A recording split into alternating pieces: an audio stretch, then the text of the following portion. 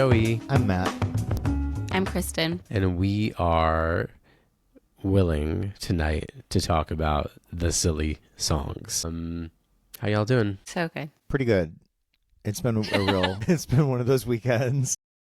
It's been a real and journey. I feel like it's been a journey. It's been really interesting. I'd like to really have something brighten my mood tonight. So it's good that we're talking about silly songs and funny things. I agree. As we define them. I'm ready to get silly, and getting silly in preparation for tonight's podcast and playlist was actually a lot more stressful than I intended.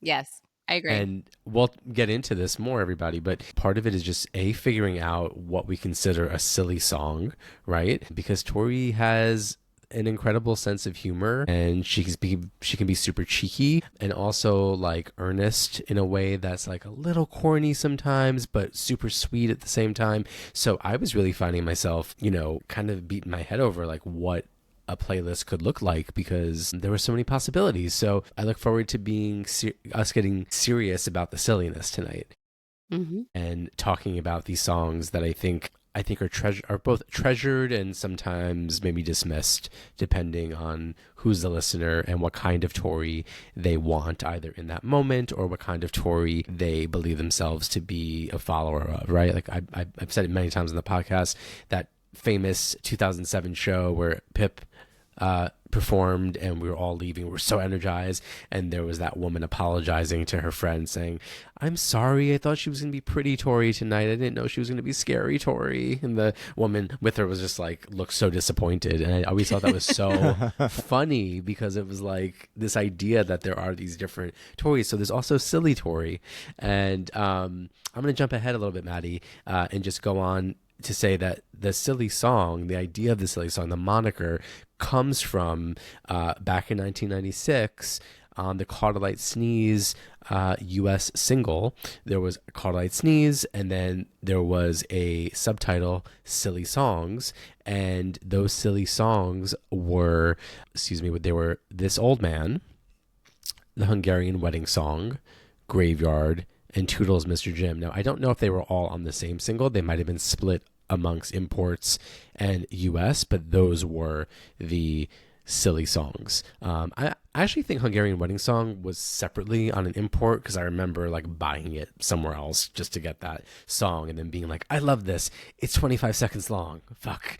Why did I spend so much money on this? The age-old tale. We're always doing it. We're doing it like for one minute song. I'm pretty sure I spent like $24 on an import in 1996 on it. But I think that as a result, B-sides in general from Boys For Pele get sort of lumped in, right, as silly songs, but that's not quite the case. Like, we have Alamo, Sister Named Desire, we have Amazing Grace, Till the Chicken, Samurai, and also the covers of London Girls and That's What I Like Mick, which could very much and feel like they are part of the silly song umbrella, but I don't know. So I think we sort of collectively, I don't love to speak for everybody, but I often feel confident doing so. But I think that it was very easy to just sort of imagine that whole B-side unit was silly, in part because Boys For Pele was lengthy and dark and varied and interesting and as serious as a heart attack, right? Even though it had moments of her being light, even the lightness was dark or had a gritty underbelly. And so it makes sense that we might feel like the B-sides for that record are lighter, are tweer or something. Tweer, is tweer even a word? They're twee. More twee, but yeah, so we're kind of, I guess, debunking a little bit of that, but also thinking about as we go forward, and I'll pass the baton over to you all about what even makes a silly song. I think our playlists are going to reflect what we consider to be a silly song, right? It'll show, so that'll be part of the debate, right? We're going back to old-fashioned playlists, and what we choose to include or not include, the order in which we do so is going to be crucial to what our silly song playlist look like. And I want to just apologize again if I'm skipping ahead, because I got so many windows open. I don't want to confuse myself, but this is really a wonderful, wonderful time. I know we'll talk more about Tori in New York just recently, but because we had this surprise drop of these 9 songs for Tori and the Muses, Tori's children's book that just came out, and she surprise dropped 9 tracks, that sort of shook things up too, right? Because now we have to think about, are these silly songs? They're meant maybe for children, but they are also so distinctly Tori. It goes back to that wonderful problem that she has where like when she's trying to do something very different or like for a different audience, she's just still Tori Amos, and she's still just a little too weird, and she's just still a little too sophisticated or smart. And these songs have really grown on me. I love several of them, like really love several of them, and I'm like, oh, but are these silly songs? So we'll talk about it, we'll get into it, but it's a really opportune moment that Tori and the Muses and the music of Tori and the Muses just joined us a few days ago, right? Yeah, I mean, Tori's not somebody, when you say her name or you discuss her in a group of people, she's not somebody who people are going to be like, wow, you know, Tori Amos is hilarious. Tori is so funny. That's not what her body of work represents largely, which I think is kind of ironic because Tori, the person, is very funny, has a great sense of humor. And that great sense of humor, I think, has been sprinkled throughout all of her work. And I think we can go all the way back to Why Can't Tori Read and find some examples of that sense of humor on that record. Yeah. And of course on Little Earthquakes, which, you know, we'll get into what we think is a silly song from the past outside of the Boys for Pele B-sides. But it's interesting that that sense of humor has always been there. And I wonder almost if it's like having a relief, you know, on every album where things get very, very intense, especially the first 3 albums, probably the first 4. And these B-sides, but also some tracks that are actually on the album provide those little moments of levity or that little wink that we really love. And I think another way to look at the so-called silly songs, and another way to define them, is sometimes silly can just be that mood, that whimsical mood. And I think that's where, you know, the silly songs meet the moment with the music of Tori and the Muses, because there's so much whimsicality in those tracks, and they're just sort of sweeping and joyous. I think there's some darkness in there too, but I think by and large, while I wouldn't call them necessarily silly, there is that sort of that like lighter mood that we haven't really seen on a lot of the proper albums. Yeah, I mean, I think in making this playlist, one of the most fun things is thinking about how many humorous elements are in some songs that you wouldn't necessarily think of as a funny song or a silly song. And it happens in every album. So I feel like even a more casual or earlier Tori listener and fan, if they're really listening, they will say, oh, she's hilarious. I mean, even the concept, I was just giggling to myself tonight, like the concept of the song, The Waitress, is a funny song. Like these like interpersonal issues and like a little diner, her power in a club sandwich. That is fucking hilarious writing, and it's like, but it's delivered so powerfully and not funny at all, and that's what I love about her. But I think if you're really listening, like, you get it, like, right, if you know, you know, and we know.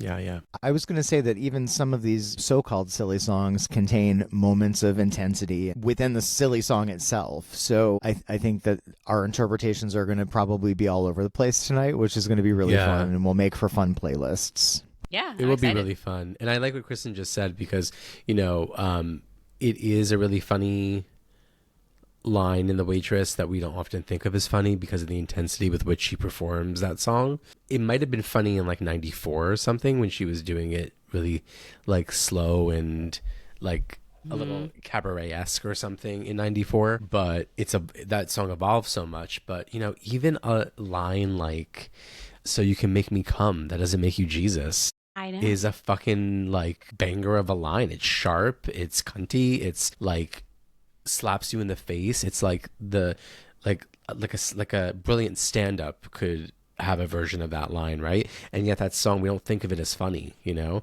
It's not something that we call silly, but it has a moment that's like really arresting, but also makes you laugh almost nervously, right? I had some trouble with putting my playlist together because of that dynamic, and I'll say I'm going to spoil it a little bit. I had trouble with one particular song that I wanted to include that I didn't end up including, Leather. Leather has a like razor sharp wit, and It's hilarious. the line, but- he had a nice big fat cigar, the way she says it, hilarious, total joke. Yeah. But again, like Joey said, total cunty line. The message Leather of that is song great. is not, it's not a silly song. It's a really serious, like DTF sort of song. That's and right. Yeah. and I thought, well, Yep is also like it's kind also funny. Right. See what I mean? It just blows your mind. So Leather didn't make my list, but I acknowledge that Leather, Joey, I thought about Precious Things too. I thought about that line because I know when I first heard it, I laughed nervously, like, holy shit, did she just say that? And I still kind of think that. And it's a really funny line, but it just really turns the party as well. So I had trouble putting the list together for that reason, or just culling the list into a manageable playlist, because you can find little funny moments everywhere. You really could. Yeah, and there were songs that I was like, oh, this is definitely going to be on here. It has to be on here. And then I would listen to it and I would be like, I'm getting that rise in my chest when Tori performs that thing, and like might be humorous, but like I'm getting emotional listening to this. And so then I would cancel it out, not because the silly songs can't be emotional, but I was like, I think that for me, this song is not actually. So like, I mean, we're going to get into our playlist soon, I think, because we should, but like I'll give a spoiler off the bat, right? Like, I love The Wrong Band.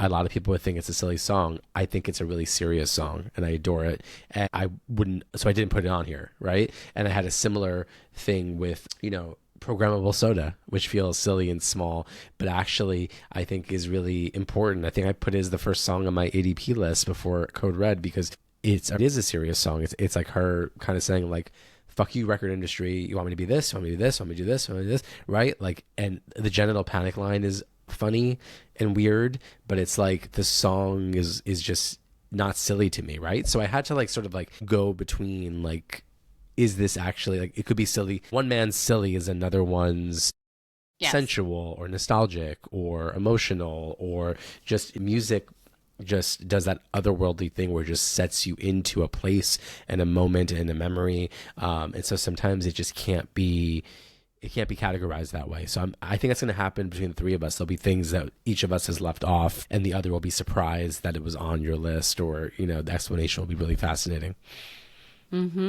It'll be fun for sure, because I think also a lot of the songs, at least for me, and I'm going to assume for the two of you also, a lot of the songs that I have tonight on my playlist, we haven't really talked much about them previously. A lot of them have been maybe left off of the other playlists that we've made. So it'll be good to shed a little light on those songs, if you will. But I did want to say, I want to go back to the music of Tori and the Muses for a minute. Yeah. Of course, we celebrate the book being out for Tori. That's great. And also really want to celebrate the successful book tour that she just did, coast to coast, ocean to ocean. That's right. And she had huge crowds turning out to see her. I think I was really excited to see everybody. It was really a nice chance for people that I was observing that had never met her before, or had never had the chance to have a picture taken with her before. I thought that was a really good, like a really nice gesture on her part to incorporate all of that into the book tour. Yeah. And I know you guys, you've met her a million times already anyway, but you got a chance to see her in New York. So why don't you tell us a little bit about what you observed on the ground, how the whole thing was, and what the mood was like. So the context, we had a previously planned visit for Kristen to come to New York with our dear friend Suzanne, also came down from upstate New York. We planned this months ago. And of course, nobody believed us, because after we'd already done this, like just 2 weeks ago, we get the information that Tori is going to come and do the book reading and the photos. And of course, Kristen, who's just she's always been my ticket queen, she just got them for us, and it was like, here we go, we're going, and I'll be here when it's happening. We're like laughing nervously and like stupidly, like, of course this is happening, like having to explain to everybody, we promise we did not do this around this. I did. It came to be to fair, us. I did have to extend my trip one day because I was supposed to be at the airport at that moment. So but 12 it was hours the same weekend, so why would you ever leave, Yeah. I want to just confirm for everybody, because I was not a part of that. I did know that there was a trip happening prior to the Tori Amos book signing and photo opportunity, and I was possibly going to join my podcast co-host, but for me, I live on the West Coast, and Yeah, it's Too a lot. it would have been one day, and I had a chance to speak with a old friend of the pod, Dora Dotson, a few days ago on the phone. We had a catch-up call about some other things, and she said we probably all would have done that not too long ago, but Yeah. as we get older, Shout out to Dor Dotson, because I won't get into detail, but she did me a real solid. Let me She just did, say that yeah. she was She's the a real first one. person that we ran into with her adorable son, and I was like, of course we're running into Dor, and we were with her on the line, and there was a slight mishap with a ticket thing, and Dor took care of it for me right then and there. It was pretty rad. That's nice. That was really cool. Yeah, I really good appreciate friend it. of the pod. We love her. Yes. What was the mood like? What were the other people like? We met so many awesome people my who God. have been watching and listening to the podcast, and it was We met like so a half dozen people who recognized us and Yeah. came up to us to tell us. It was And one so- guy was sitting next to me who turned and said, "Are you introverted?" But like, yeah, his name it was was Joey. amazing. His name yes, was his Joey. name was Joey. Hi, Joey. Joey, the yoga instructor in Philly. He had amazing Yes, cheekbones. yes, Amazing cheekbones. and does Really? and Compared to speak- whom? Everybody, but like to his himself. stand up next to Tori Amos. Honestly, Yeah, they yeah. were and he had fucking they did a great incredible. pose, and they because he was in front of us. They had a good picture. And I forget, I want to say the other guy was Chris, who stopped us in the restaurant. We went out for brunch. I'm sorry if I'm getting the names wrong. Also, Maybe. there was a Seth somewhere. There were about 6 people in total who recognized us, which was a lot for us proportionately. There was a And it's like- Michael as well. But it was cool. It was a cool group of people, and it made me so yeah, it sad was that so- you weren't with us, Maddie. I know. because- It did make me sad. I know, but as usual, even if I'm not there, people are still talking about me, so that's okay. That's That's correct. There was a lot of talking about you directly to one Tori Amos, to one John Witherspoon, to one Kavita Call. You were the topic of conversation quite a bit. Annoying.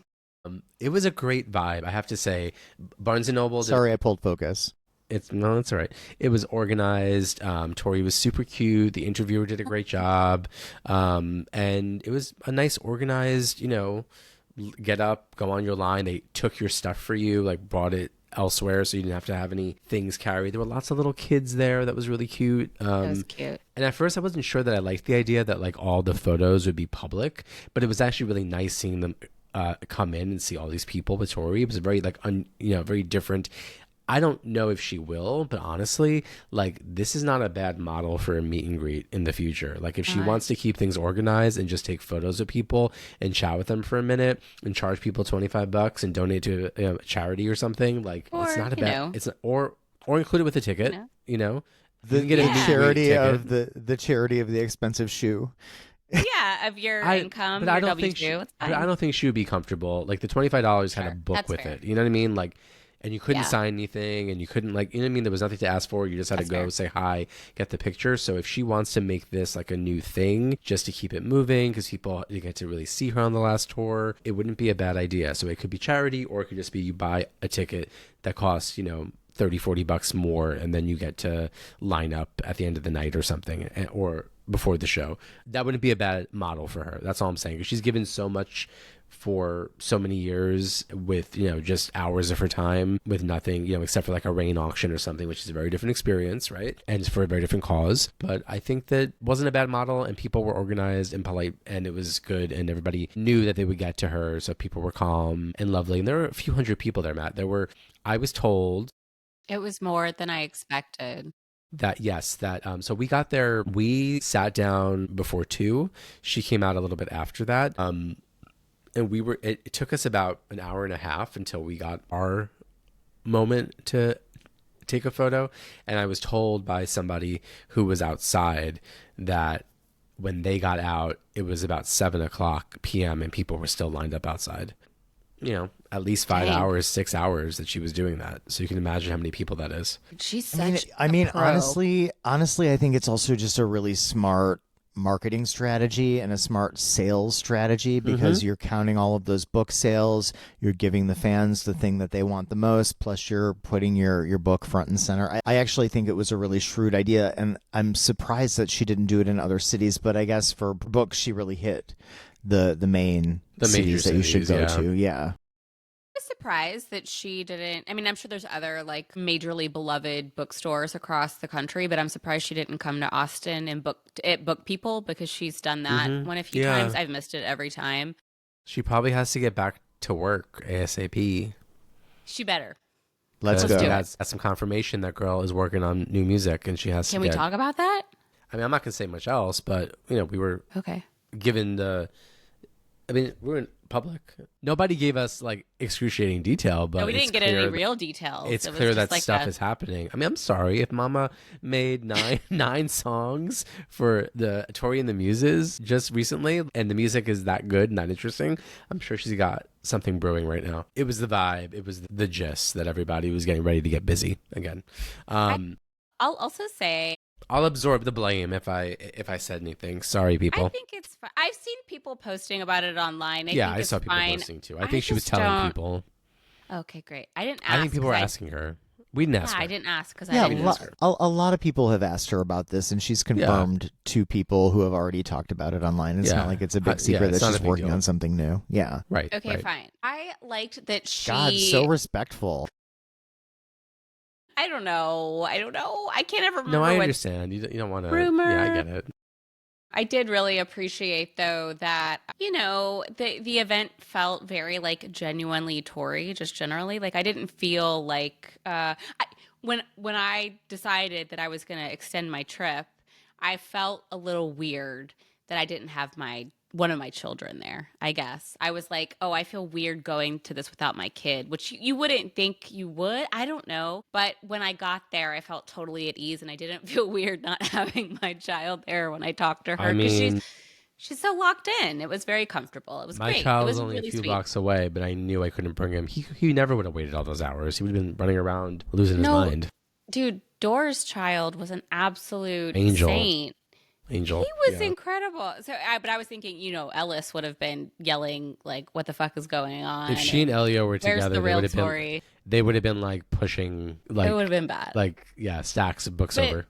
I have to give Tori and the Muses a major shout out, because I came home, I brought the book to my child, and she thinks that Tori is our friend. Well, she's Matt's friend, but she's not me and Joey's friend exactly. But I was like, my friend. Well, I was like, my friend. Yeah, we're friends of friends. My acquaintance Tori signed this book for you. Lies, obviously they were pre-signed, but I was like, my friend Tori signed this book for you. Just like world building, and she ate that book up. I did not expect her to like it, because she doesn't like anything that she should like. You know what I mean? But okay, so she immediately took to it. And then in the morning she woke up and she was like, I'm going to play a song on the piano for the talent show, which, by the way, is this week. It's on Thursday, okay? This child does not play the piano. So she decided she wanted to play a song on the piano, and she decided that she needed to practice every day for her recital, because I think that's what it's called in the book. And it's adorable. She taught herself, or I taught her something very basic, and she's going to sing it and play it, and it's so sweet. Aww. So thanks, Wow. Tori and the Muses. So you heard it here first. Tori and the Muses, the book, actually out there changing lives. Changing lives. Oh, man. She's going to want a candy pink piano. No. I went to get my hair cut and have lunch with a friend the other day in Brooklyn, and I went to Greenlight Books, which is a bookstore, one of the most popular in Brooklyn. I used to live right next to it, and I went in, and they had a lovely little display towards the back by the children's section with signed copies, and I bought one. I bought another for myself, and I bought one for my friend's daughters, and I gave it to them. And it was very nice to like go and be able to buy them. And I was like sitting on the subway looking, and I was like, man, these illustrations are so beautiful. I mean, really, like, they are really nice, really gorgeous. And the first thing I opened up to was a little like carriage that had two little cats in it, and it said Easter and Cajun. And I was like, I wonder how many more Easter eggs I'll find when I really dig into this. We're just really proud of her. Really I mean, she's been so lovely and so generous, and I think it made a lot of people really happy to be able to see her. So many people on Reddit, on Facebook, just saying they've never met her before, and the fact that they were able to come do that in a really organized, simple way and just have a moment. Because let's be honest, at the heyday of those meet and greets, even into the early thousands, there were so many people there Horrible. And you could be there for Not 9 okay. hours waiting and never move up in the barricades and not even talk to her, not even Not see even her, see like not even be able to see her or get like, like just so I'm sure for a lot of people they were like, I'm never doing this again, and they gave up as any sane person would. And then all these years later they're like, oh my gosh, it's a children's book, I have a kid, and I can buy this ticket and go to Barnes and Noble and I can finally say hi to her. And there was so much joy. It's so nice to see all these photos from all these cities, because you just see like extreme joy from people who it's a reminder that Tori is incredibly generous and means so much to so many people. We say it all the time. I mean, Matt especially, who has worked with her in a professional setting and spent a lot of time with her, the one thing Matt will always say, I hope you don't mind me saying that, is that it never is not surreal. It's never not gratitude from you to be around her and to be working with her and to be talking to her. And it's been many times over the years that I've met her through meet and greets, and then now backstage and interviews and things that are all always I think Matthew for. But despite that, it's never not special. It's always exciting. It's always nerve-wracking in the best way. It's always like magical and everything, and you never know what's gonna come out of your mouth and how she's gonna receive it. And she's so good at making you feel like good or special when you feel stupid or you've said something stupid or or something silly, to go back with our theme for the night. But it's just special. So it was really nice to see it be special for other people. I honestly, it really took me back because so many of our listeners have been posting their photos on Instagram, and with the nicest, most lovely, meaningful little captions. And I love seeing that. Exactly. Like, I love seeing new people get a chance to say hi and have a little moment. Yeah, it just took me back to like really understanding like how exciting and special, like you said, Joey, those moments are.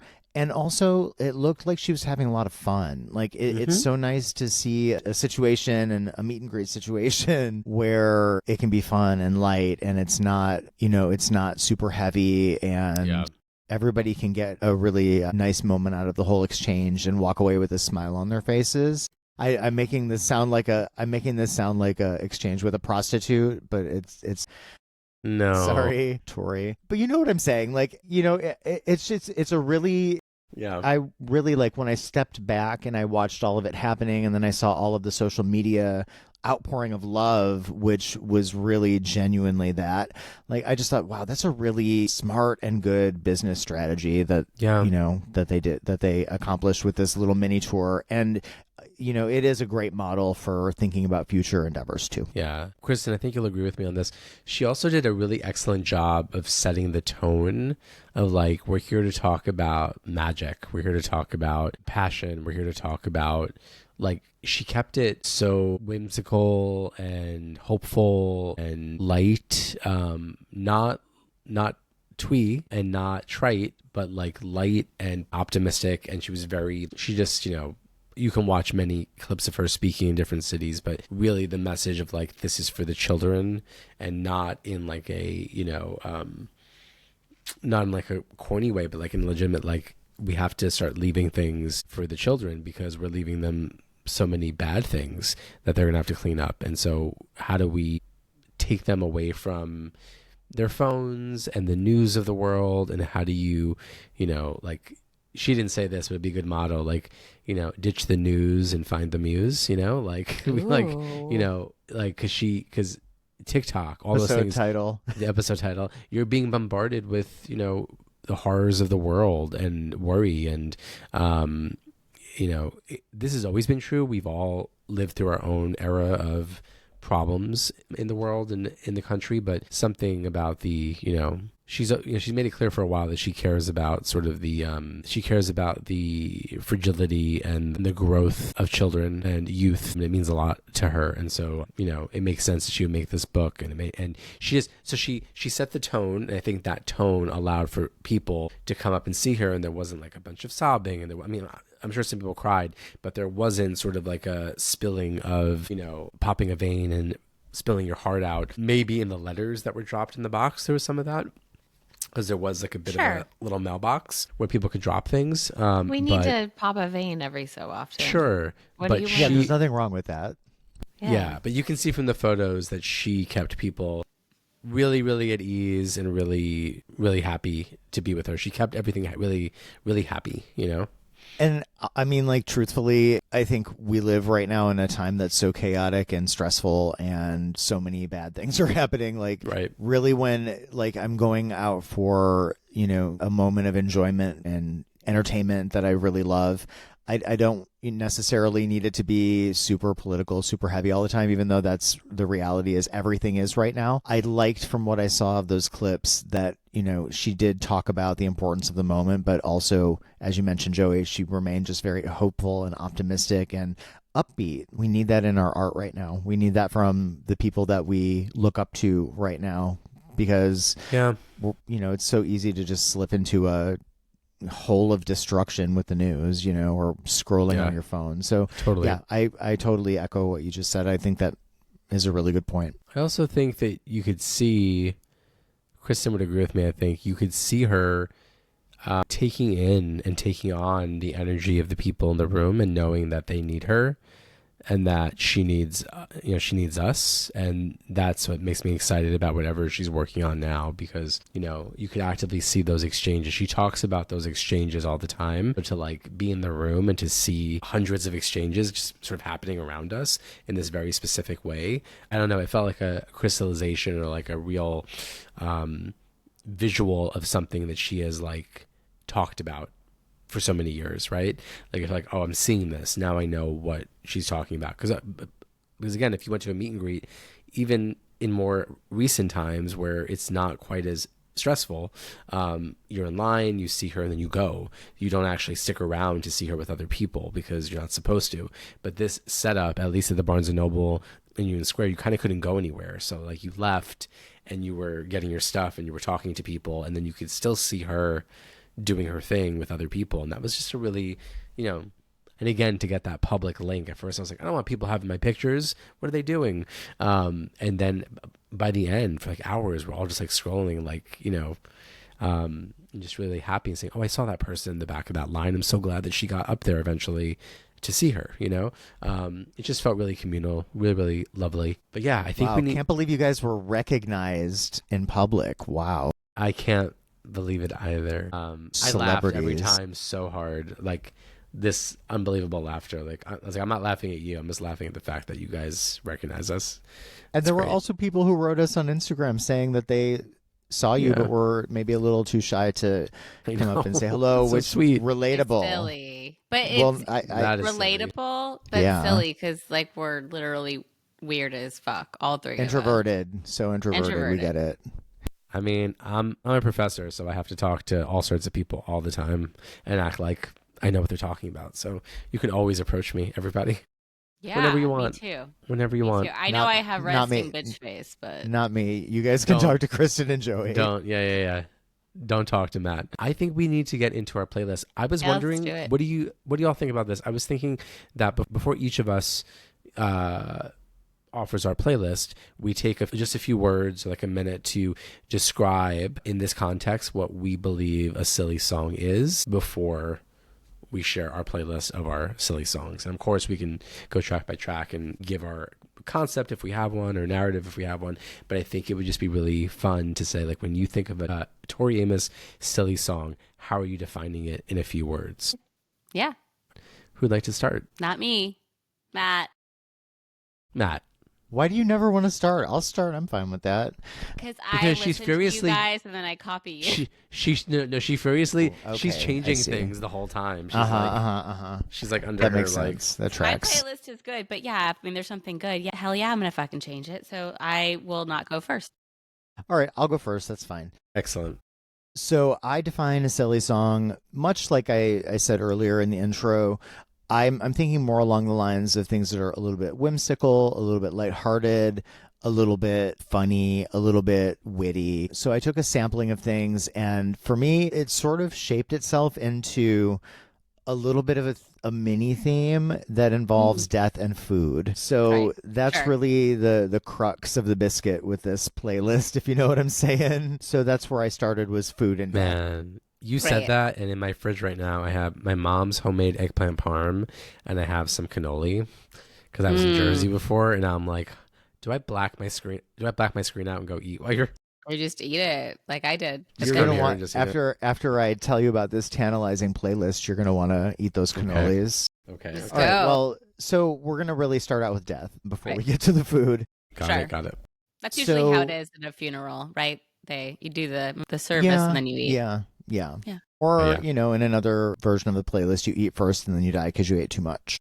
Okay, sure. But here we go. So we're gonna start out with Graveyard, which happy to know that Graveyard is an actual silly song, lineage wise. I took a little bit of a leap of faith there, but love Graveyard, love hearing it live. We've heard it live a few times, this group, and I loved, again, when she did Graveyard in 2011 as a tuning song. But I always think of it as being one of those songs that contains both that light, buoyant energy, but also that very like deadly serious, deathly energy. So I really like that she's able to get that dichotomy in that little bitty song, because I think it really does a lot for that like 1 minute or however long it is.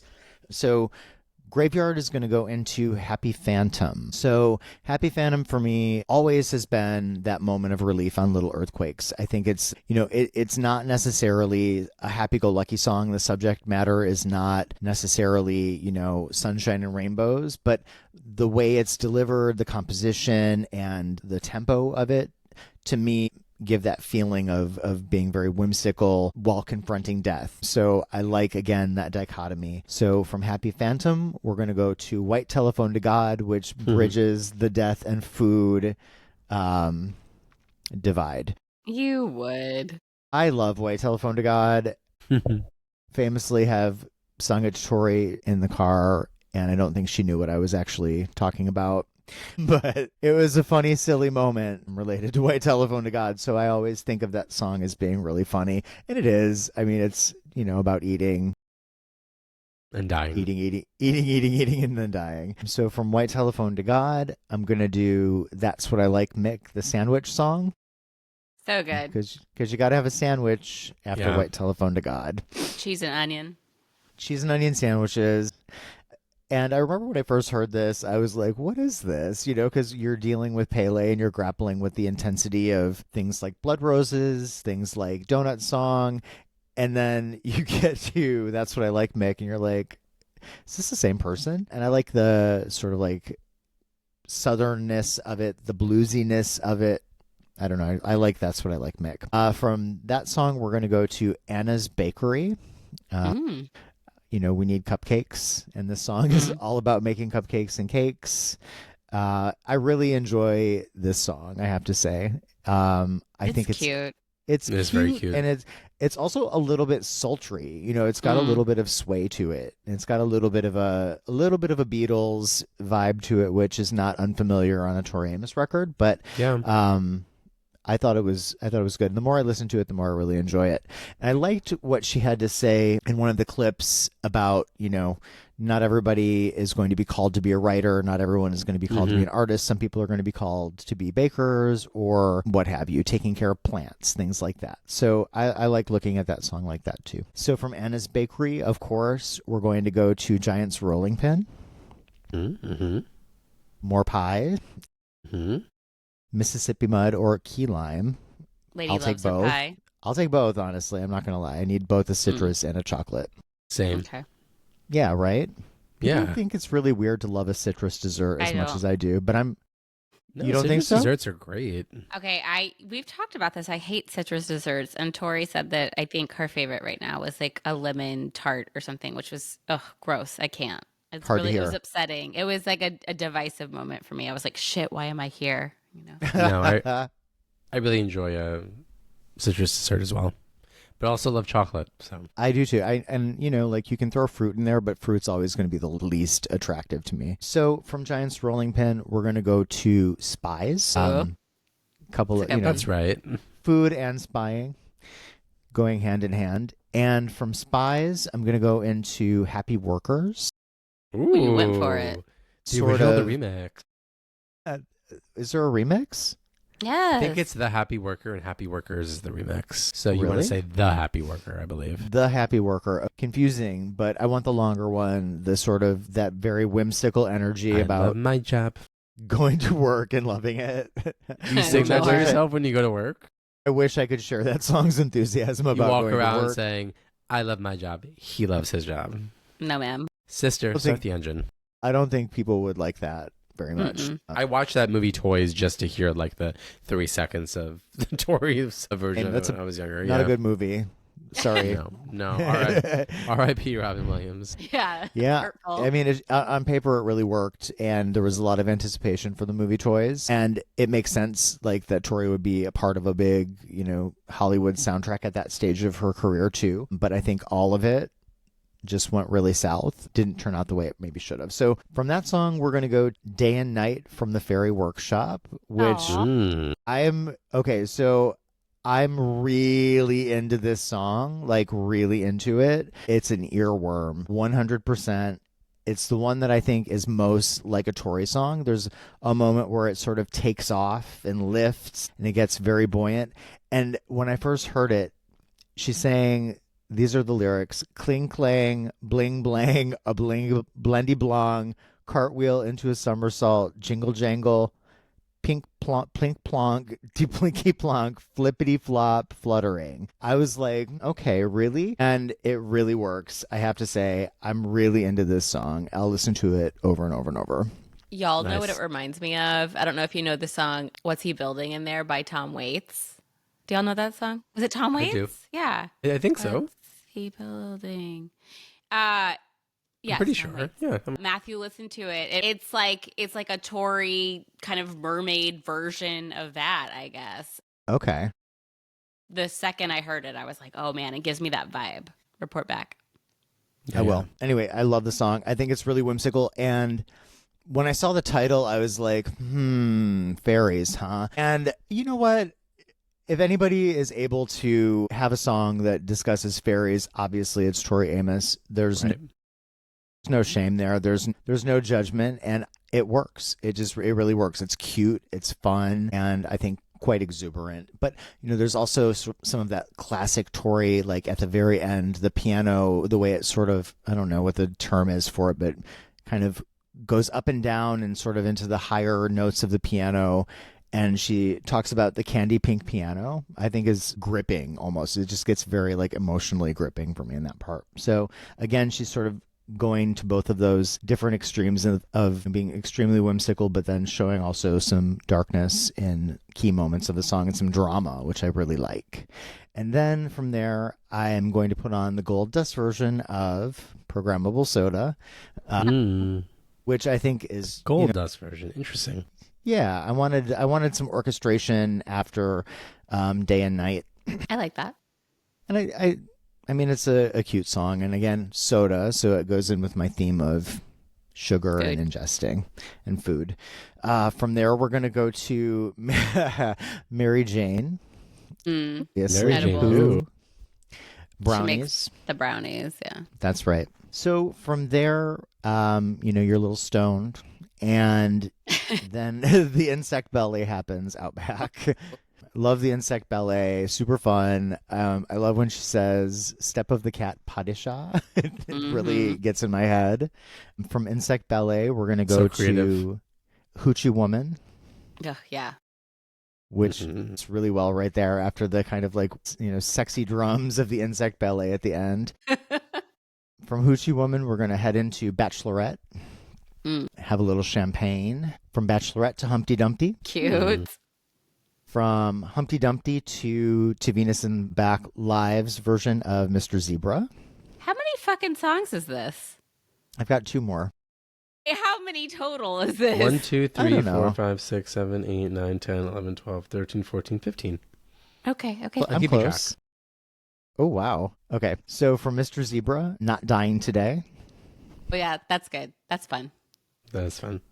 And again, on that album, on Abnormally Attracted to Sin, which we love and which is one of our highest rated episodes inexplicably, which we love. Not Dying Today is that moment of levity, that moment of relief on that album, which is pretty intense. Yeah. I think. And from there, we're going to end the playlist with the Tales of a Librarian version of Sweet Dreams.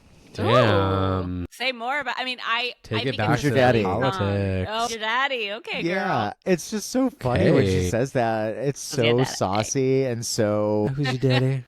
it's really cheeky, and Yeah. Yeah. I really, I'm not always the biggest number one fan of re-recorded stuff or revisions of beloved things, but I think this was a really fun way to do it, and it really captured the moment. But the Who's Your Daddy part is like, I mean, classically silly, I think. Yeah. It is. It's so funny. And it was delivered with so much humor on And 0203 tours. It worked And so so well much on the attitude. tour. Yeah. Yeah. So that's my Okay. playlist of sort of silly songs, but there's a lot of humor in there, so I'm Okay. pleased with it.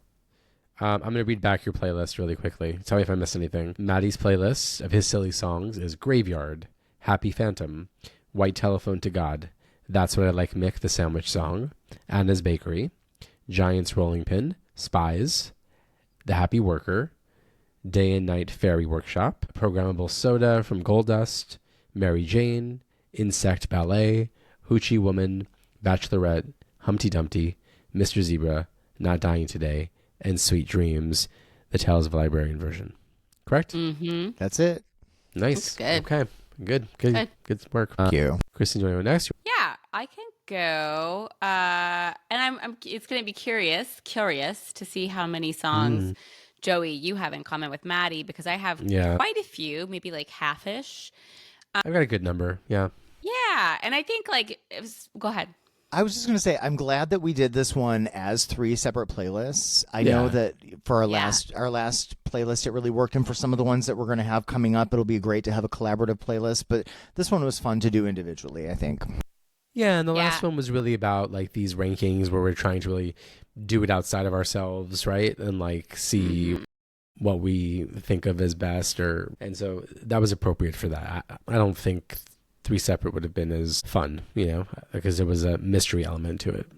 Yeah. And I will say, compared to all the shows that we've done, I think this one was one of my more fun playlists to compile because, I typically gravitate towards to the more serious and maybe mostly piano songs generally. Yeah. And so this was fun because these are songs I like, but maybe, like you said, talking about Abnormally Attracted to Sin, Not Dying Today, maybe one that interrupts my flow, and so I don't necessarily listen to it, but it's really fun, and that song gives you a lot of good insight into probably how silly it is on the bus after the show and on the off days, but maybe if you're moody, it's not the time and place to listen to it. So this was fun to get all those little earworms, like you said, all together in one place. Okay, so I had kind of 3 kind of sections or chapters.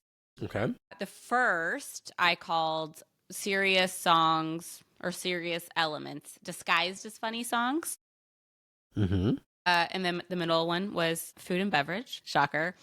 And the last one I called girly shit, and you'll realize why it's girly shit, but just kind of the plight of being a lady. Let's go to our first section, which is kind of serious songs disguised as funny songs. I think the first one, which you probably all have on the top of your head, is Happy Phantom, which is has a really dark subject matter, but is such a little fun little bop, and then the little guitar, and it's a song that you find yourself singing along to, and you're like, wait, what did she just say? So I think that's great.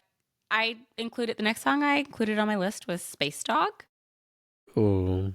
And Space Dog, I know, because it's not really a serious song. It's not really a funny song. It's so, it fits in. It could fit in anywhere, right? But, some of the lyrics are just absolutely insane. Yeah. It's a trip. And it also includes an homage to a citrus dessert, lemon pie. It does. And also, I think it's interesting that, and correct me if I'm wrong, but there's never been any proof or quotation that this is a reference to Laika, the, actual dog that went in space for Russia, right? And that's always what I think of, especially because it's before Yes, Anastasia. So I always thought, think it's interesting. I thought she I thought did that say there something wasn't. about. There's she talks about a dog, but it's like her like a fucking airplane, but she's not talking about like I don't fucking know. Either way, the whole thing is just bizarre. Racing turtles, the grapefruits. See more food. Great woman loves a citrus. I do love a grapefruit. Yeah. So from Space Dog, we go to Flying Dutchman. I think it's a really fun song, but really talks about just like maybe not feeling like enough, and all of those kind of themes of just, I don't know, self-loathing. I don't know how to say it. You really feel it, and you feel the weight of like this person who just isn't enough. But it's so fun, and you just take a trip on a rocket ship, baby. It feels like a cartoon to me. I see the graphic novel Yes. in that Yes. song. Yeah. So it's Yes. fun. Comic And book. Yes. And then, so my last song in the kind of serious but disguised as funny songs is Frog on My Toe. Because I think that that's a song that is, very much about her grandfather and her lineage, but it just sounds so like quaint and cute and just like something that maybe was written, possibly you would think was improvised, maybe not a lot of thought put behind it, but I feel like there's something deeper there. There's a childlike quality about that song, which is really like innocent and not whimsical, but innocent. I think that's a good fit. Yeah, I that's like a good that. distinction too. Innocent and whimsical don't always relate to each other, Okay, so next section, which we know Tori Amos loves more than anything, is food and beverage. Relatable. Same. Yes. So we start off with Ode to the Banana King. Okay. Violent and delicious, that song is just so fucking fun, and seeing it live was amazing with the yellow light. It literally looked like a yellow banana shining down from the heavens. What a moment. So fucking good. Next on my list is Programmable Soda. Woman loves her Coke. And cherry Coke. Yes, ma'am. The end. I fucking love that song. I love that boy when you drink at the end. And when you think of me. And when you think. It's just so sassy. And every time I'm listening to it, I just can't help but be like, ugh. I bet she's like doing that when she's recording it. She's like throwing her shoulder back. It's so fucking cute. And I really like the original version. I mean, I like the Gold Dust version too. The Gold Dust version doesn't have. Yeah, the Gold Dust version doesn't do that. It doesn't do that ending the same way that we want it. Yeah. I just love it. It's so fun. I have this really great cologne that I wear that has a little bit of like a cherry cola leather sort of smell to it, and I always think of this song when I think of that song. What fragrance is that? I want to know. It's called Room 1015 Cherry Punk. Nice. Okay. Sounds great. Next song, Anna's Bakery. For a few reasons. Wanted to throw in some Tori in the muses. I did think about Giant's Rolling Pin, but I have to say, I mean, Red Velvet is my current favorite cupcake, so that's why Anna got the place here. Okay. It's, Southern girl, right? I am from Texas. So, yes. So Anna's Bakery, yes, Red Velvet, thank you. And I'm really loving these songs. They're so fun. They are fun. Next up is my personal favorite thing to eat would be an edible. So Mary Jane comes next. And no notes. I love fucking brownies. I love edibles. The end. As you know. But not on the podcast anymore. Not on the pod. No. So I'm totally sober. I'm stone cold. 48 hours. Not that anybody is counting sober. I am not allowed to do anything. Yeah. I need to find God. I need to drink some tea and water. And that's what we're doing right now. Or just less. I'm having a problem with less right now. So Got we're it. just going to stick with none. That's such a Gemini thing to say, by the way. I know. Jesus, I know. It's complex. And so the last song in my favorite food and bev would be Bug a Martini. Because all I would really like is a fucking martini. You two are so political. Remember when we went to dinner and you guys got those incredible martinis and I got what, a Manhattan or a old fashioned or something? God, those drinks were so good. Okay. Yeah. So last section, girly shit. Okay. This is like your classic plight of being a girl, like relationships, dating, sex, like your Sex in the City type theme. This section has 6 songs, 6 very important songs. It's going to start with, which we saw live, Joey, the Spank That Ass improv. Man, Syracuse 2007 lives What on. in the I was there too. I was there. Spank that ass. Joey and I were just... We're like, what is going on? It went on for so long.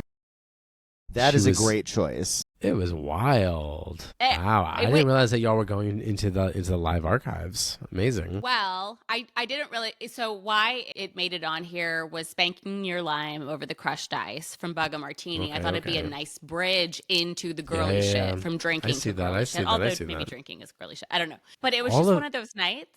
What? What were you going to say? No, just all of that because like somebody went into her bathroom or something. Like it was very. Yeah. She really. It didn't take much to set her off in 2007, yeah? Seems like a real violation.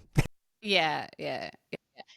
That was one of those nights where, again, back to the humor of Tori Amos, right? You've been speechless in a show before because she did something so mind-blowing and deep and unsettling.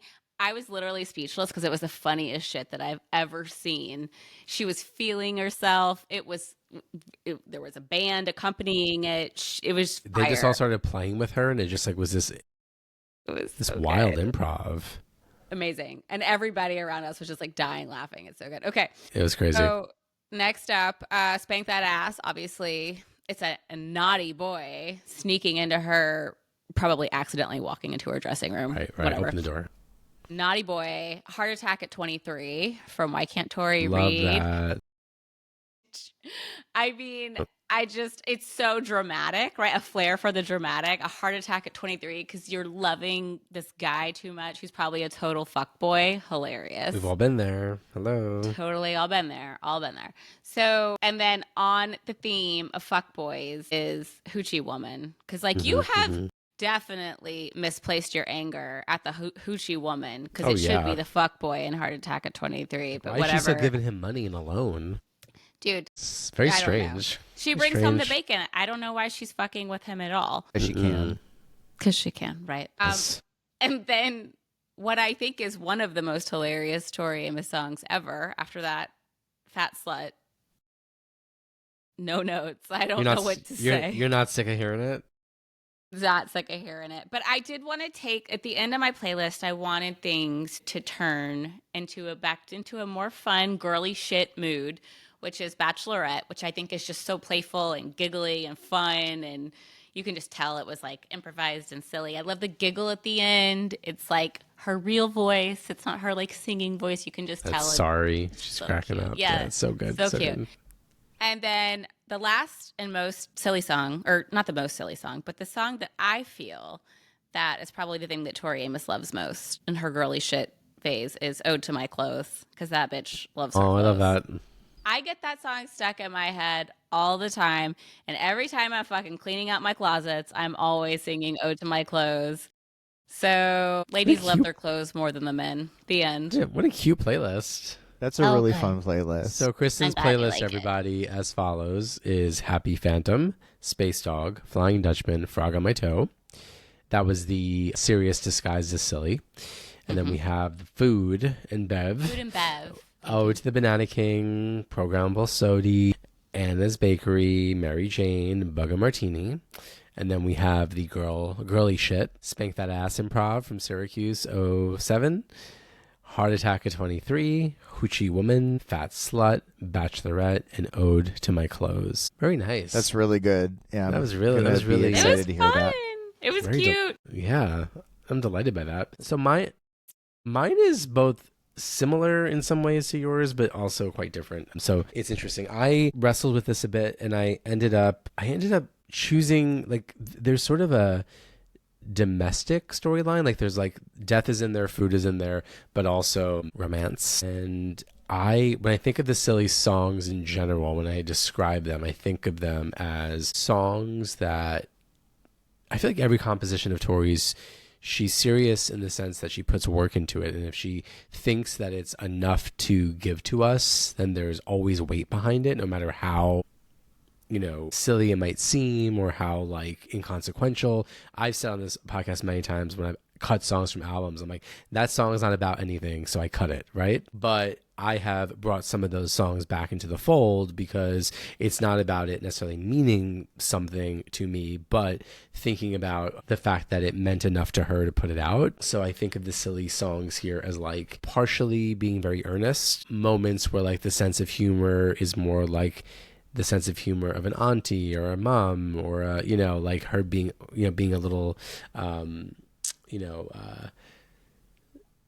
don't know, like being sage with like a wink, and so I was sort of thinking about that. So everything feels a little serious to me in the arrangement, but I think you'll hear the different levels and you'll see the different colors of silly that happen here. So what you're saying is your playlist is silly songs are never actually silly. Maybe, yeah, we'll see. Maybe I'll retitle it after.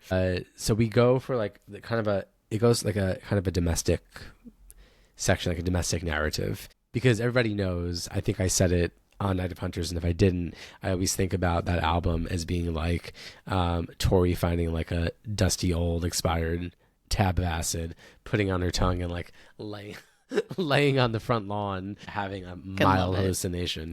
That's what I always think of it. So okay, so mine begins with Hungarian wedding song. Ooh.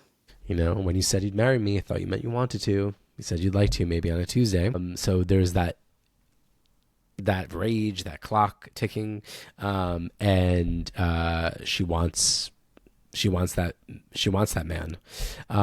She gets that man, unfortunately, and it doesn't go great because the second song is Hoochie Woman. We go from Hungarian Wedding Song to Hoochie Woman, and then from there, she is now a bachelorette.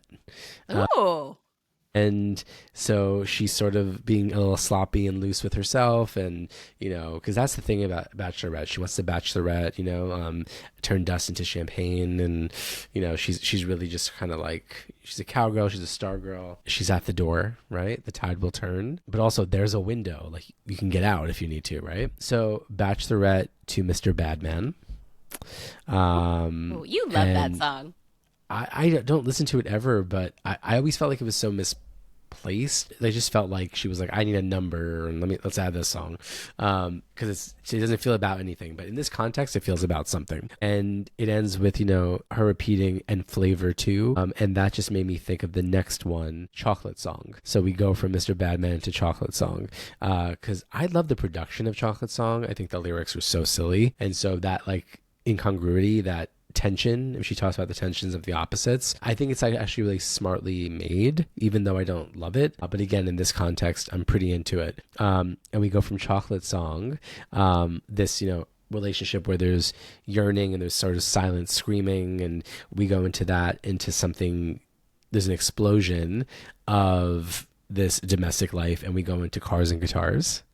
Lord. And Cars and Guitars is amazing because I think I once described Cars and Guitars as like imagine like she's singing this song that with like the same energy as like Blood Roses. Like the vocal gets so loud and so passionate, and it's such a like ridiculous song.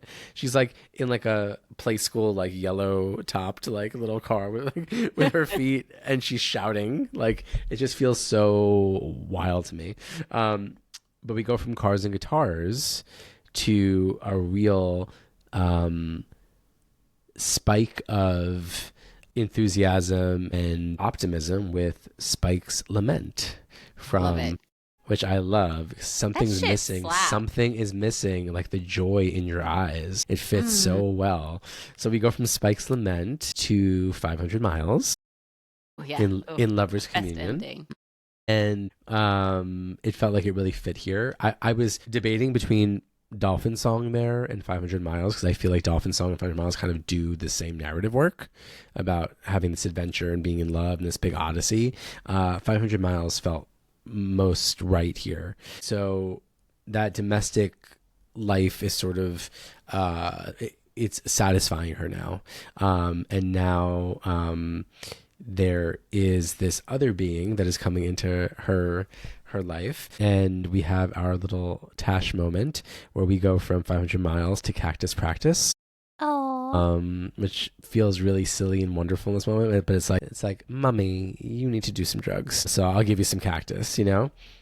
Reminder everybody how crazy it is that she has her little girl singing on Cactus Practice. I right? fucking love it. That's the dusty acid tab. Yeah. And we go from Cactus Practice to the Insect Ballet, which I love. I love how it moves and changes. And I didn't put it on here because it didn't make sense for it, but I just want to say shout out Spike's Lament, Insect Ballet. I also think in terms of the songs that could be Tori songs, Building a Mountain, like a few lyric changes, and that's just a Tori Amos like adult song on a record. And I also, it took me a minute, but I really think Rain Brings Change also. I love the ending so much. It feels almost like it belongs a little bit on like Kate Bush's Ariel album or something. Just wonderful. I love it. Anyway, so we go from the Insect Ballet to Smokin' a J with Mary Jane. Another song that I don't love, but fits here quite nicely. Yeah, and I hadn't listened to it in years, literally years. And I listened to it before, and I was like, oh, this is silly. And then, of course, we're stoned, we need some pie, so we go to Giant's Rolling Pin, and I'm thinking about, whether it's Tash or some other kid, like stoned with friends at school, talking about pies and politics, because that's kind of what Getting that a little song paranoid. is doing. Yeah. Well, and then we follow that immediately with Spies, because the paranoia is there, right? That's right. Jinx, owe me a Coke, Spies. fat Coke. And from Spies, we end with Lullaby to get a shut-eye. And so immediately it just felt like Toodles Mr. Jim had to come on after that, because that to me feels like such a lullaby, in a very traditional way. Like you could like sing that to yourself or to your child. But there's also death there, right? Mr. Jim died 2 weeks ago. Mr. Jim was good. He punched his daughter in the nose because she was mean. Song and he didn't unsettles care. me. I find it uncomfortable. Well, I mean, I've got some I know. theories about that song and what she means by cherry picker and all that, but I'm thinking about it in the context of this, because she sounds drunk on that song too, like drunk. Like she found out that he's dead, and she like sings this like weird ode to him. But I think what makes Toodles Mr. Jim a little creepy is that beginning distant laugh sounds like it's coming out of a horror movie, and then there's the piano is kind of dark. It takes a while to get up there. That said, it still feels like a lullaby to me. So we go from Toodles Mr. Jim to White Telephone to God, which also kind of sounds a little lullaby-ish, but it's a lullaby to the self and the body and the and kind of like a prayer, because she's got Saint Peter basically being like, you're gonna die soon if you eat too much, which is also like, it's such a like Gen X boomer, like worrying about the weight in this very extreme way, which is hilarious. And we go from White Telephone to God to Happy Phantom. If I die today, I'll be the Happy Phantom. And then we end with Frog on My Toe, because I think Frog on My Toe is really the first time that Tori ever dealt with death, and the fact that she sort of probably improvised this really beautiful nostalgic song about her pappy's passing, and just sort of like the way she invokes his voice. There's something almost of a ghost story about it, but it's not scary or creepy. It's really tender, and it's really Toodles Mr. Jim. And I would say the B-sides in general, like your Samurai, your Alamo, your Graveyard, your Toodles Mr. Jim, your Frog on My Toe, there's something about them where those songs, you can really hear that sort of box that they built for her. She sounds like she's in a little closet or something, like small and like kind of hidden or tucked away, like she feels like she's singing from like a other place. And yeah, that is my playlist. Very nice. Thanks. Beautiful. Can you read us the playlist through? Yes. So it's Hungarian Wedding Song, Hoochie Woman, Bachelorette, Mr. Badman, Chocolate Song, Cars and Guitars, Spike's Lament, 500 Miles, Cactus Practice, Insect Ballet, Mary Jane, Giant's Rolling Pin, Spies, Toodles Mr. Jim, White Telephone to God, Happy Phantom, Frog on My Toe. I love it. I'll look forward to listening to both of these playlists. These were all Joey, quite you different. Yeah, you and I put a couple of things next to each other. we did. That were similar. Hoochie Woman and Spies. Bachelorette, I think, right? Or was that Kristen? No. And then also Spies That and was us. Giant's Rolling Pin. Yeah. Yeah. Yeah. That's good. Those are cute together. And Happy Phantom and White Telephone to God. Yeah. Well, this was fun. It was very fun, very And silly. it's still kind of incomplete because there are songs that I put on there and deleted, and I know. I'm sure we all did. Like, there's actually quite a few more that could fall into this realm. Excuse me. Operation Peter Pan was one that I had on. I thought took about that off. one too. Yeah. I had But then I thought it's Pirate. about a boy on a raft, so maybe not so silly. Yeah, Yeah, no, maybe it's not a real funny. Well, they don't have Pirates- to be funny, right? But yeah, Pirates This was a is good one, and the big picture, just because the beginning of the big picture is really funny. I just felt like once we started with Why Can't Tori Read, it's like we just have to do a Why Can't Tori Read episode. Like, we're not doing a Why Can't Tori Read episode. I'll do it by I myself can't. if I No. have to. Wow. You can do it. Wow. I feel I just very can't. I passionately. just can't. I need. Why? But there's just. I don't know. I mean, Separation between church and state. yeah. I don't know. Perfect album as is. Moving on. Got it. Okay. So, we usually ask about favorite moments, but tonight I think we're going to ask the question, what is your silliest Tory-related memory? That's cute. I have to. Go first, then, Please. please. Okay. And First one. If it's the same one as me, I'm going to be really mad. Is it when I asked? No, it's when I asked Tori what pills she was taking backstage. Okay, great. So I've already told that story, That so was I don't really so- need. Well, no, but there could be an unfamiliar viewer who hasn't gone back there. Just tell it. And wait, there are a lot Always of new people. Always That's assume. true. I tell my students, always assume there's an unfamiliar reader reading your work. You have to give them context always. Okay. That's Give us the context. Very fair. Going back, thank you, Professor Valisi. You're welcome. So I think it was on the Ocean to Ocean episode because it was the Ocean to Ocean tour where Tori broke her leg and Matthew so graciously took me and Joey backstage.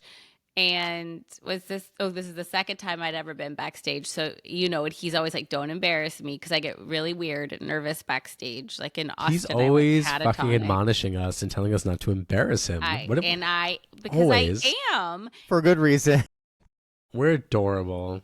I'm feeling like okay in Boston, better than I was in Austin. And I was like, it was going really well. And Joey was like, she was skited, scared and excited. I was skited. Yeah, it was a real skited moment. And Joey's like, God, you're incredible. You're on fire. Like, why is it so good? Basically. And I was like, yeah, is it all the drugs they gave you or whatever the fuck I said? What did I say? I was like, Is it the pills you're on? The pills. But her response is the funniest She loved part. it. Bitch didn't miss a beat. She was like, she no. didn't miss a beat. She turned and she said, no, they didn't give me anything good.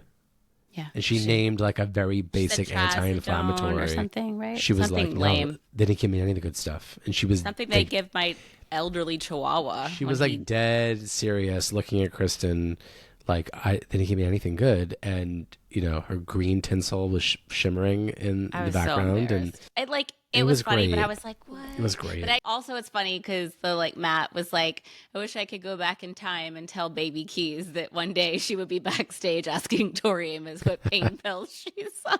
Okay. What's your second? My second one was Scarlett's Walk Tour. A friend from college, a really good friend, Joey knows Lauren Peterson. Actually, Matthew, you met her in Arizona, I believe, as well. Shout out to Lauren Peterson. Hey. We decided that we absolutely had to go to the Toronto show, and this is like what, 2002, 2003. There's like there's no iPhone, there's no sat nav for our Brits.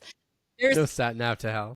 yeah, there's no. So we have like our little MapQuest directions. Printed out. Printing. I had like a literal folded map. It was bare bones, y'all. I mean, Jesus Christ. Okay, so we get in the fucking car and we decided we're driving to Toronto.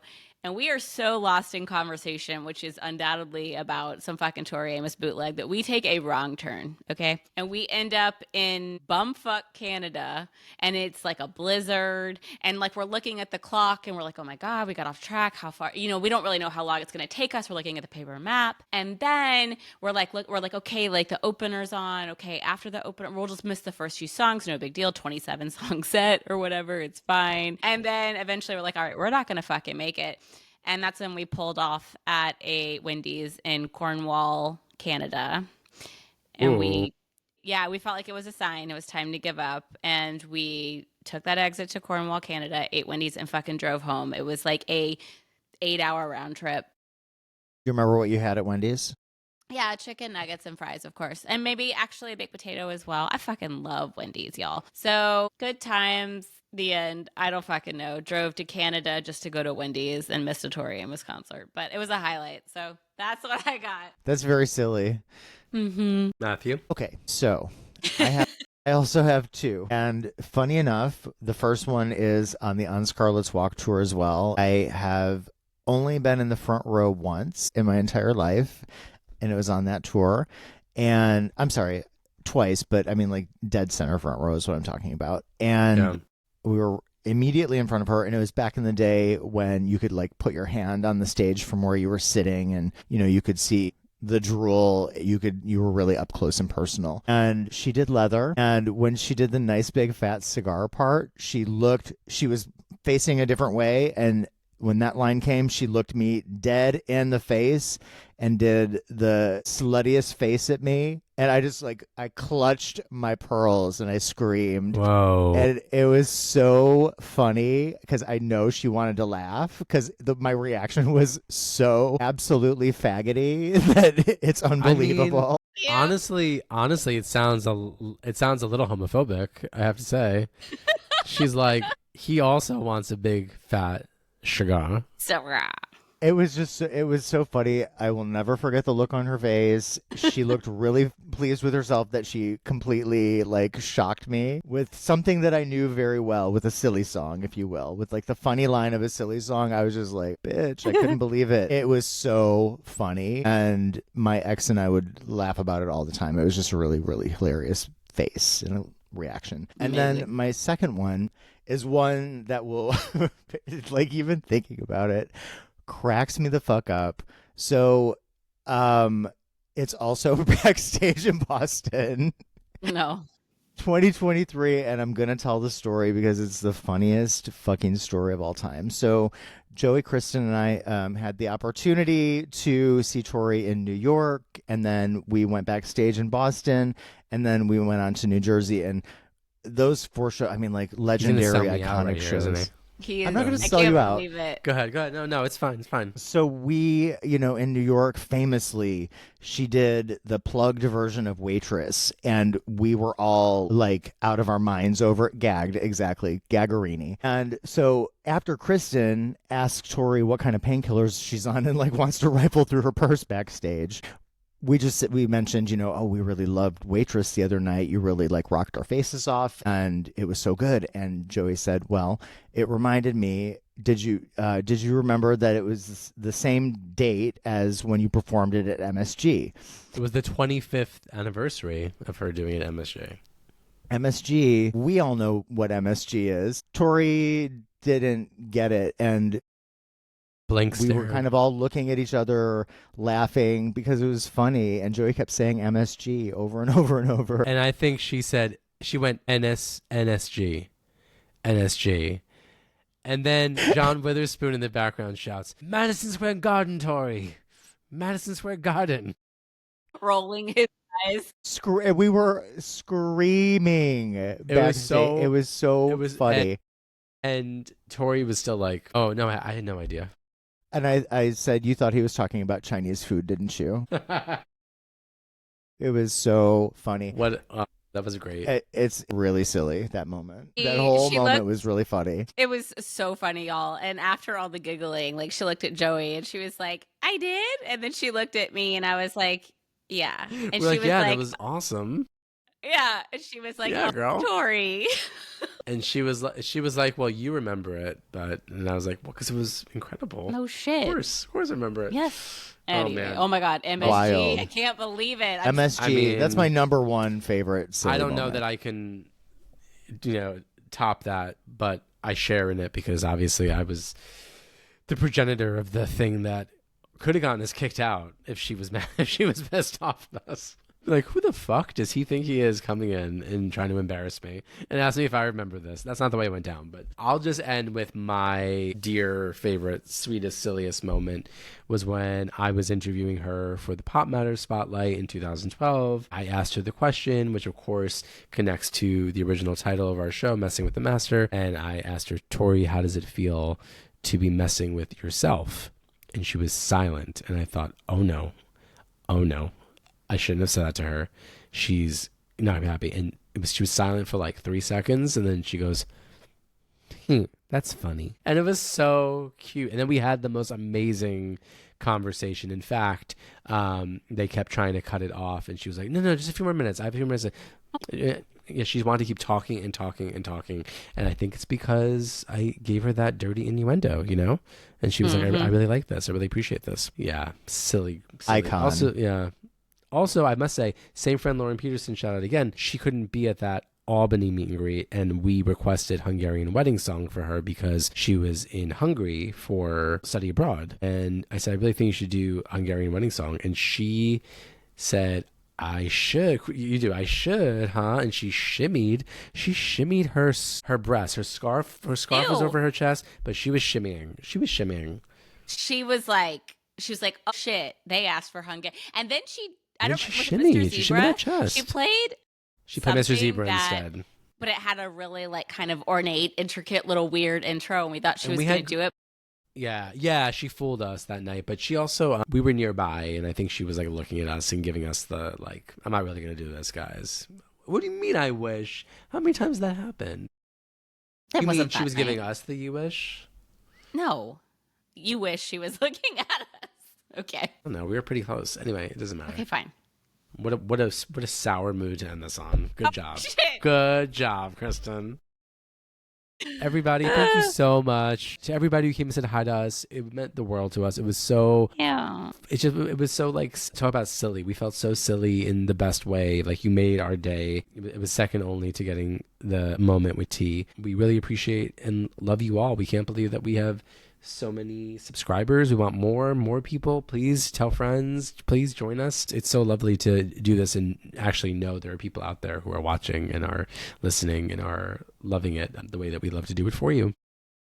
That's right. Should we give a sample of what our next ep is going to be? Hell no. Okay, never mind. I guess you don't want to do a next time on White Lotus. There was a hint in this episode. I know what the hint was. Yeah, me too. I know what the hint was. Me too. It'll be there. That's your preview. It's like one of those HBO previews that's totally unsatisfying, and you're like, I don't fucking know what the next episode's about. There's a hint in the episode. And I just want to remind everybody that we are getting closer and closer to having our first interview on the podcast with somebody really exciting. So keep your ears and eyes perked for that information in the next couple of weeks. Would you say to keep their ears with feet perked up? Sure, I guess. Love you. Nice. Bye.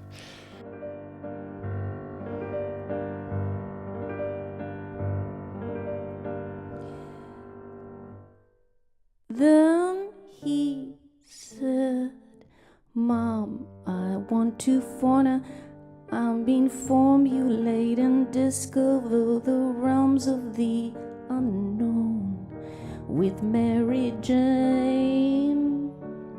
After all, you'll be away for the weekend. Just please consent. I need a friend. I admit your puberty was somewhat strange. Could this be fixed with Mary Jane? Mary Jane, Mary Jane, Mary Jane, Mary Jane, who?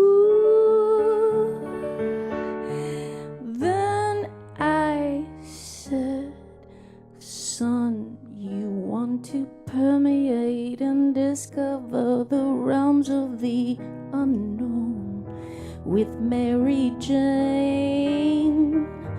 After all the other boys that are your age, they only wake to medicate.